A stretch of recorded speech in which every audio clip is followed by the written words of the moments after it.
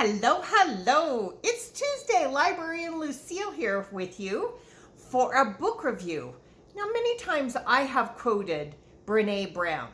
Many of you were introduced to her through her TED Talk.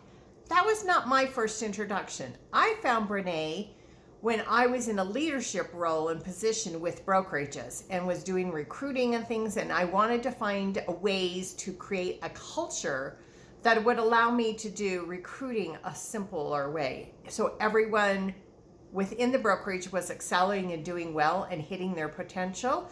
So I went looking for help, and that's where I found Brené Brown's book, Dare to Lead. That was my first introduction. And this is like her fourth or fifth book. And so it wasn't her first one. So I was able to go back and look at other books and be more exposed to her and try and find out why I had been through life and had not found this woman until this time in my adulthood education.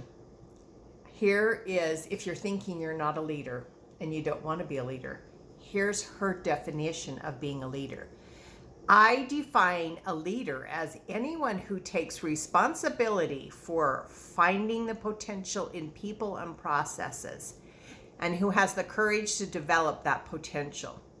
Now, I know you're thinking in the idea of maybe an office full of people or a culture of corporation people. I want to read this again, and I want you to think about you, just you individually. I define a leader as anyone who takes responsibility for finding the potential in people and processes, and who has the courage to develop that potential. Isn't that every one of us? Aren't we seeking our potential and processes that can be more efficient in how we get to our potential? Absolutely. So this book is for every one of us. If you're curious about where you can go, how come you're stuck, maybe how do you fix some things within your culture, and that could be your home. If you live in a home with other people, this book might be able to help with that as well. Now, I'm going to give you a quick quote. By the way, the roses that you're looking at are a lovely birthday gift from one of my children. Birthdays. We love birthdays. I love roses.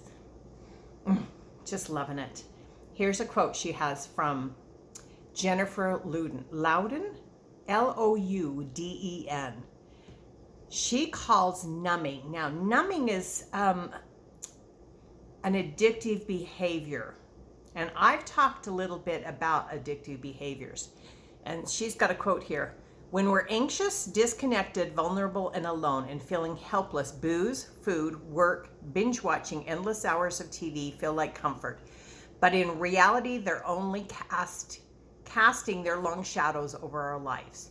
It's not what you do, it's not why you do it that makes the difference. You can eat a piece of chocolate as a holy wafer of sweetness, a real comfort, or you can cram an entire chocolate bar into your mouth without even tasting it in a frantic attempt to soothe yourself.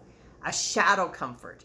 You can chat on message boards for hours and hours, being energized by the community and ready to go back to work. Or you can chat on a message board because you're avoiding talking to your partner about how angry he or she has made you last night. Great books. How great. Read. I suggest if you're looking for something maybe to get you out of a stuck place, check out Dare to Lead with Brené Brown. This is Librarian Lucille wishing you a fabulous week. So long, till next week.